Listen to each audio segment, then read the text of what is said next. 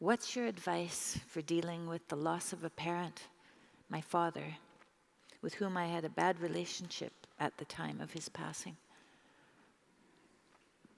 Picking easy ones tonight, Yeah, picking easy ones.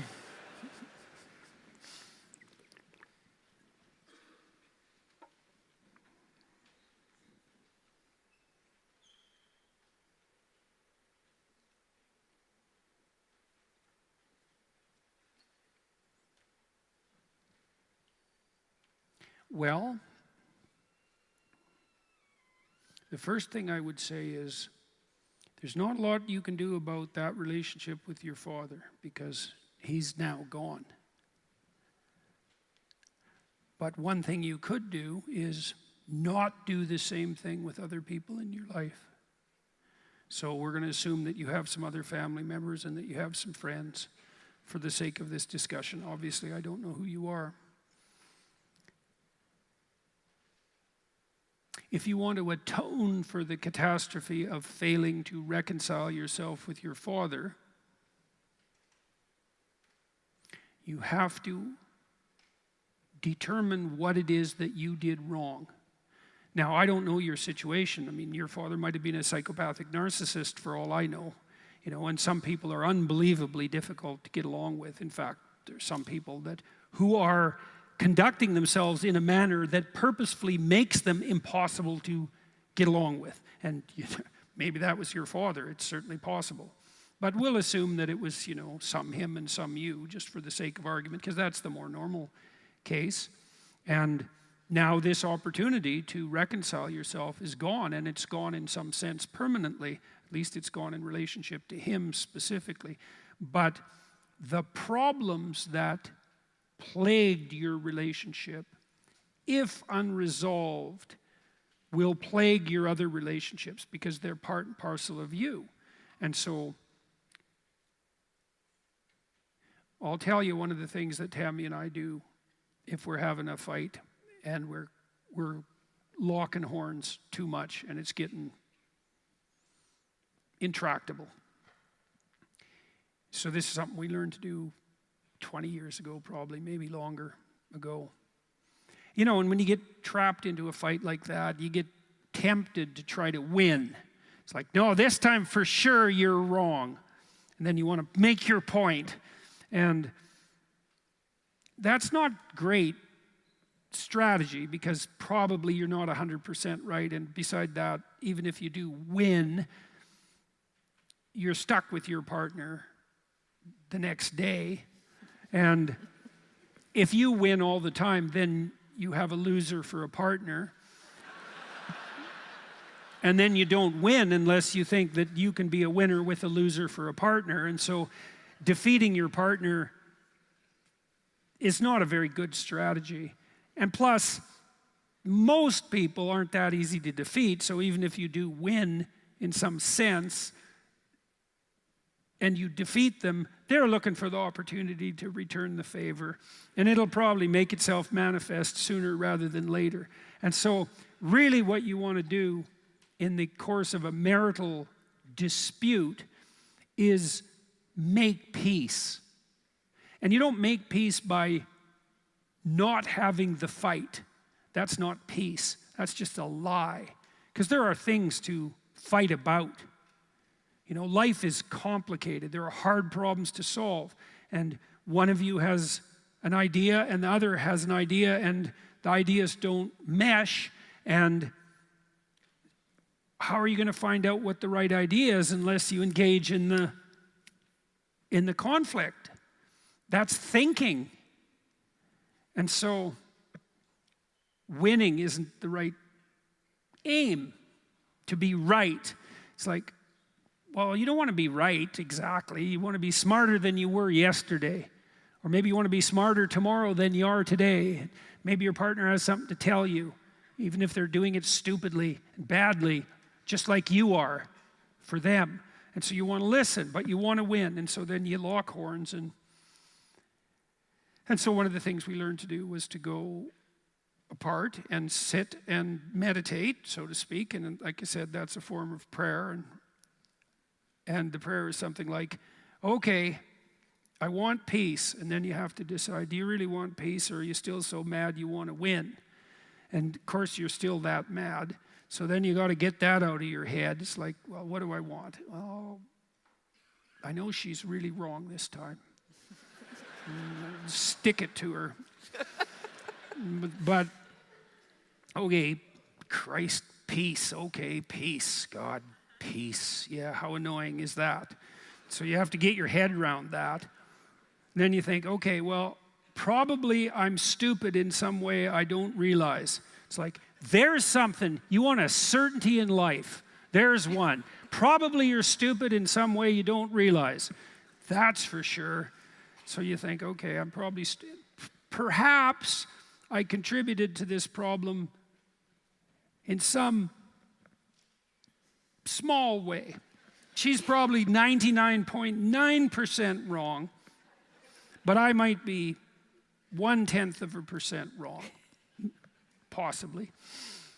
Then you think, okay, what did I do that was stupid at some point that made this argument more likely? And then you wait. It's like, and then you'll get the idea. It's like, oh, and maybe it'll be something you did 3 months ago or a week ago or yesterday or this morning, who knows. But you'll get this little idea about, yeah, there's something stupid I did to make this more likely. And you think, well, even that was stupid, but it's still only 0.1% of the problem. It's like, it's not. And as soon as you realize what you did stupid, you'll know that you're not as right as you thought you were. And then you can go tell the other person. It's like, hey, here's how I was stupid. And then she could tell you how she was stupid, and hopefully she was more stupid than you. And that's the desirable outcome, but it's unlikely. And then, you know, that tends to take a fair bit of the hostility out of the argument. And so you can think about your father, and you can think, okay, I need to do an exhaustive accounting of my stupidity in relationship to my father. How was I ungrateful? How was I blind? How was I resentful? How was I arrogant? How was I deceitful? That's a confession, eh? What did I do wrong? A confession is an examination of what you did wrong. And you might think, well, why do you need to do that? And the answer is, well, how about so you don't do it again? Because you wouldn't ask the question about your father unless part of you doesn't want to have that happen again. And also part of you wants to atone. Atone means at one, right? And to atone is to bring things into unity again, is to bring a fractured situation into unity. And you atone for your sins in relationship to your father by confessing. How were you stupid? Well, and then you should actually welcome that. And that's a weird thing. So you welcome that self-examination, because if you could really understand how your own blindness poisoned your relationship with your father, you might be able to understand your blindness well enough so that you could rectify your other relationships in the present, and you could stop making those idiotic mistakes in the future. And that would be a good deal, especially if you've already decided that you don't want to repeat those mistakes, which is why you're having grief about the fact that you didn't get to reconcile yourself with your father. And so then you can think, oh my God, if I could just figure out all the stupid things I'm doing, and that's a lot of things, then maybe I could fix them. And then you might think, well, what would happen if you fixed them? And I would say, well, here's a bunch of things that would happen. Is if you repaired the relationships with your family, then you'd pull your family closer, and that might close the gap that's left in your heart by the departure of your father. So that'd be a plus. And that'd be really good for your family, because if you start fixing your relationship with them, they'll start generally, not always, but they'll start fixing their relationship with each other. And so then the family can pull together and tighten, even though it's had a hole torn in it. So that's a pretty good deal. And then you can do the similar things with your friends, and that'll tighten up your web of social relations, and that can, I wouldn't say exactly compensate for the loss of your father, but it can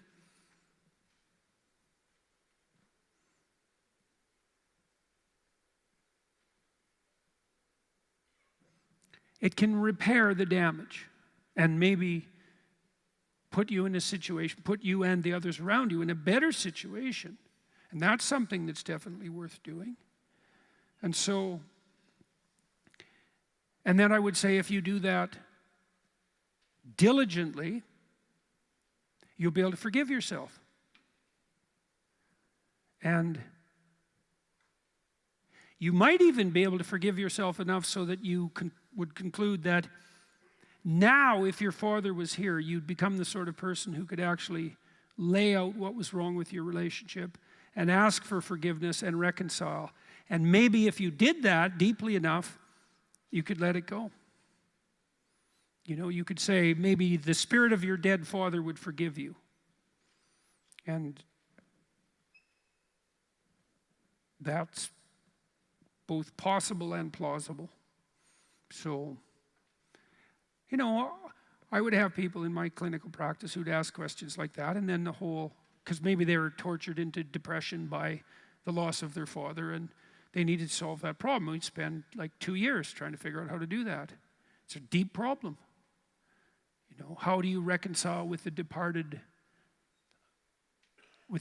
dead when you left on hostile terms? That's a hard problem. Well, that's how. What did you do that was stupid? Detailed.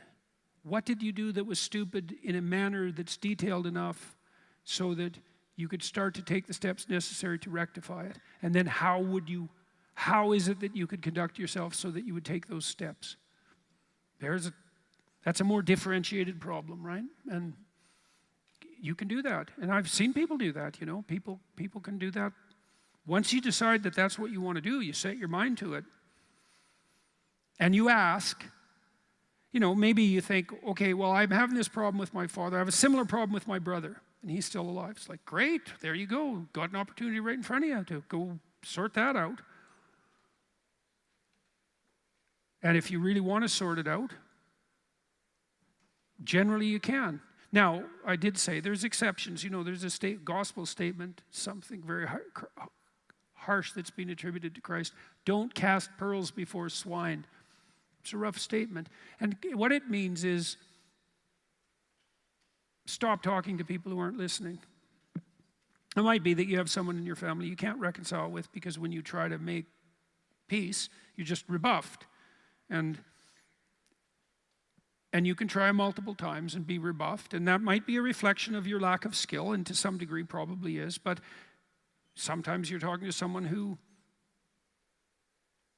is pursuing that misery. And until they're willing to not do that, you may not be able to communicate with them.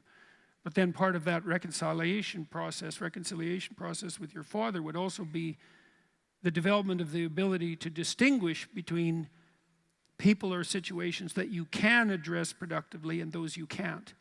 And those you can't, you have to just let go, you know, and not push. And listen. And listen, yeah. Yeah, right, because people will tell you. Yeah, well, that's true. That's a good point, too. I mean, if you keep talking to someone and they're not listening, and you stop talking, sometimes you can stop talking and just listen. And then if you listen hard enough, they'll tell you what their problem is. And that's really worth knowing too. So if you have a family member who you can't communicate with and you keep trying to make your point and it's not working, it's like quit trying to make your point. It's not working. Why? You're not talking to who you think you're talking to. They're not hearing what you think you're saying. You're not where you think you are. So then you think, okay, where am I? And the answer is, well, you don't know. You've got to start to explore. How do you find out where you are? Listen to them. Don't offer them your opinion at all if it's not working. Just listen. They will eventually tell you what they're up to. And not only will they tell you what they're up to, they'll tell you how you could fix it. And that's really something to watch when you see it happen. So that's a good rule of thumb. You know, you try 3 times to reconcile yourself to someone, with someone, you just hit a wall. It's like, quit talking. Quit talking. Listen harder. If that isn't working, listen even harder. they'll reveal themselves, and then you'll be able to figure out what to do. You know, and that's again, assuming that they're not aiming down. And now and then you run into someone who's aiming down hard, and you just have to let them hit whatever they're aiming at hard enough to either kill them or wake them up. And often there's not much you can do about that except try to be a good example and to be available if they do need to reach out. So you imagine you got 6 or 7 people in your family you want to reconcile with. You can try it with a couple of them. If you're making some progress, good, you can walk down that path. If you're being rebuffed, it's like, well, that's not a door that's open to you at the moment. So